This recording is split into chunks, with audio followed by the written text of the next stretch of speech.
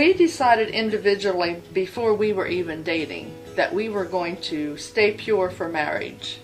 And when we were dating, we talked about boundaries, even going so far as to say, that's far enough.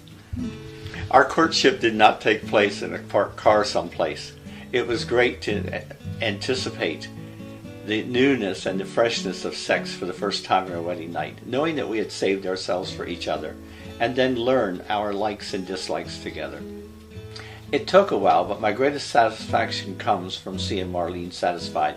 If I'm only interested in what pleases me, sex becomes merely an act rather than an experience for us to enjoy together. And I've had to remind myself more than once, this is not about me. Men and women are different. As they say, men are from Mars, women are from Venus. We found that it's important to have quality time with each other during these busy and stressful years. A time whenever we can be by ourselves for a date night or maybe a weekend away, when we can be a couple and not just mommy and daddy. And I found a good question to ask myself has been, am I fun to live with? Marlene was good at not only being a mother, but remembering that she had a husband. In those days, there were good programs on TV, and frequently after we put the children to bed at night, we would watch a program together on TV rather than cleaning or doing the laundry. And that allowed us to go to bed refreshed and relaxed, and that was good for us relationally and sexually. First, I never felt like Marlene withheld sex from me as a way to get even for something. Our marriage hasn't been perfect, but we've been good at asking each other for forgiveness when necessary before we go to bed at night, and that's allowed us to live in peace with each other. And also, we've endeavored not to flirt with the other sex to try to make one or the other jealous.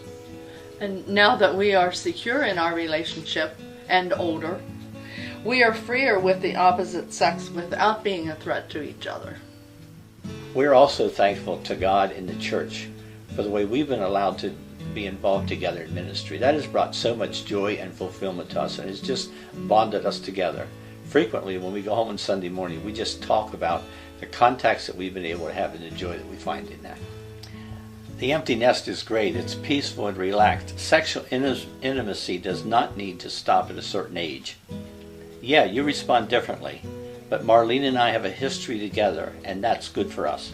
It brings so much more into our marriage. Little courtesies and thoughtfulness can add so much to your marriage during these years. We have endeavored to be sensitive and considerate of each other, so age hasn't killed our romance or caused boredom in our marriage. Being creative adds spice to our life. October is our anniversary month, and this is a very special month for us. For our 25th anniversary, I made a This Is Your Life quilt, and this is a good reminder of all the good times that we've had together. And we put this on our bed during the month of October, and I attempt to wear a different outfit every night. Yeah. Take that yeah out. you can do what you want. I don't care. Someone recently found out that we had been married for 47 years and said, how boring. We certainly haven't found that to be true. Do you care to elaborate on that, Earl? That's the part he cut out. He had me cut out.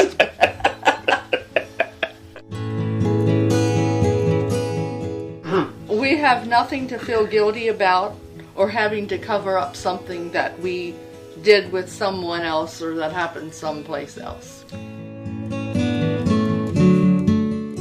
I think I'd like to say three things. God will reward you for sexual purity. Set boundaries, talk about them, and stick to them. And don't put yourself in compromising situations. To people that have fallen in this area, it's never too late to start over. God can forgive and God can bring restoration.